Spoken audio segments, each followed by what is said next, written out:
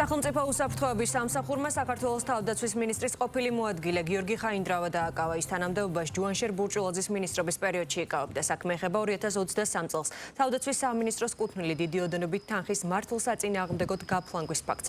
ამავე საქმეზე ასევე დაკავებულები არიან სამინისტროს შესყიდვების დეპარტამენტის ყოფილი უფროსი და ჯუანშერ ბურჭულაძის ახლონათესავი. ჩატარებული გამოძიებით ამ ეტაპზე გამოვლენილია, რომ დანაშაულებრივმა ჯგუფმა შეიმუშავა და სისრულეში მოიყვანა გეგმა, რომლის მიხედვითაც საქართველოს სახელმწიფო ბიუჯეტიდან 1,313,728 ლარი გაიფლანგა. დანაშაულებრივი ჯგუფის წევრებმა, რომელთა ნაწილიც შესყიდვების კომისიის თავმჯდომარისა და თავმჯდომარის მოადგილის თანამდებობებსაც იკავებდნენ, სამედიცინო აპარატურის შესყიდვის პროცესი ისე წარმართეს, რომ ბაზრის რეალური კვლევა ფაქტობრივად არ ჩაუტარებიათ. შედეგად ინვენტარის შეძენა მის საბაზრო ღირებულებასთან შედარებით გაცილებით მაღალ ფასში განხორციელდა. გამოძიებით ასევე დადგენილია, რომ ჯუანშერ ბურჭულაძის ახლონათესავი საქართველოს თავდაცვის სამინისტროს შესყიდვაში მონაწილე წინასწარ შერჩეულ კომპანიებს გარანტირებულ გამარჯვებას პირდებოდა და გარანტიად შესაბამის თანამდებობის პირებთან თავის კავშირებს ასახელებდა. გამოძიება გრძელდება და არ არის გამორიცხული, რომ ბრალდებულთა წრე კიდევ გაიზარდოს. საქმე ეხება წინასწარი შეთანხმებით ჯგუფის მიერ სამსახურებრივი მდგომარეობის გამოყენებით საქართველოს თავდაცვის სამინისტროს კუთვნილი დიდი ოდენობით თანხის 2023 წელს მართლსაწინააღმდეგო გაფლანგვის ფაქტს. ჩატარებული გამოძიებით ამ ეტაპზე გამოვლენილია, რომ დანაშაულებრივმა ჯგუფმა შეიმუშავა და სისრულეში მოიყვანა გეგმა, რომლის მიხედვითაც საქართველოს სახელმწიფო ბიუჯეტიდან 1,313,728 ლარი გაიფლანგა.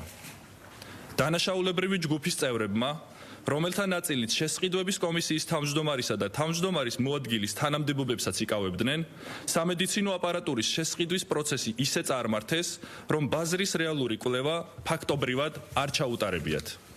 იმავდროულად მათ უზრუნველყვეს, რომ სამედიცინო აპარატურის შესყიდვისთვის საჭირო პროცედურებში მონაწილეობა მხოლოდ ვმ-სთან ახლო კავშირში მყოფ ურთიერთდაკავშირებულ საწარმოებს მიიღოთ.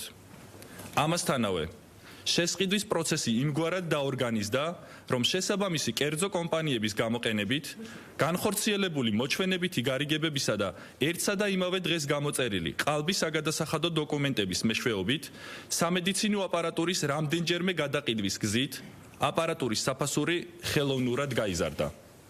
შედეგად საქართველოს თავდაცვის სამინისტრომ აღნიშნული სამედიცინო ინვენტარის შეძენა მის საბაზრო ღირებულებასთან შედარებით გაცილებით მაღალ ფასში განახორციელა. საქართველოს თავდაცვის იმდროინდელი მინისტრის ახლონათესავი ვმ საქართველოს თავდაცვის სამინისტროს შესყიდვაში მონაწილე წინასწარ შერჩეულ კომპანიებს გარანტირებულ გამარჯვებას პირდებოდა.